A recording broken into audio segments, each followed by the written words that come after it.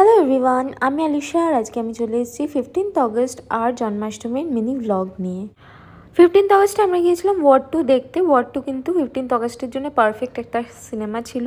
পরের দিন ছিল 16th অগস্ট জন্মাষ্টমী, তাই সকালবেলা ফ্ল্যাটে আগে নিজের ঘরের পুজোটা করে একটু মিষ্টি নিয়ে চলে গেলাম মায়ের কাছে, কারণ মায়ের কাছে আমার গোপুলু রয়েছে। আমার গোপুলু বলছি তার কারণ আমার জন্মদিনে কিন্তু গোপাল আমি গিফটে পেয়েছিলাম, তাই আমি আমার গোপুলুই বলি ওকে। তো যাই হোক, ওর জন্মদিন ছিল, তো আমি গিয়েছিলাম মায়ের সাথে সমস্ত কিছু হেল্প করে দিতে বরাবরের মতন।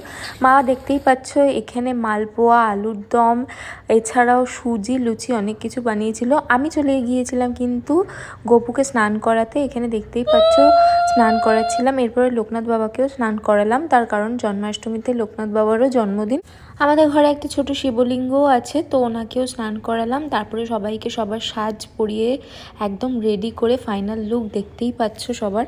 এখানে যা যা ভোগ দেখছো তার কিছুটা মা করেছে আর কিছুটা কিনে আনা হয়েছে, কারণ মার পক্ষে এখন সমস্তটা করা সম্ভব হয় না।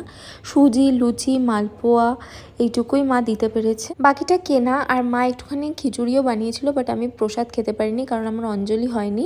অঞ্জলি দিতে আমি এই বাড়িতে চলে এসেছিলাম। সে দেখলাম কাকিমা মোটামুটি সমস্তটাই রেডি করে ফেলেছে। এরপরে জামাইবাবু আসলো, কারণ জামাইবাবু ব্রাহ্মণ।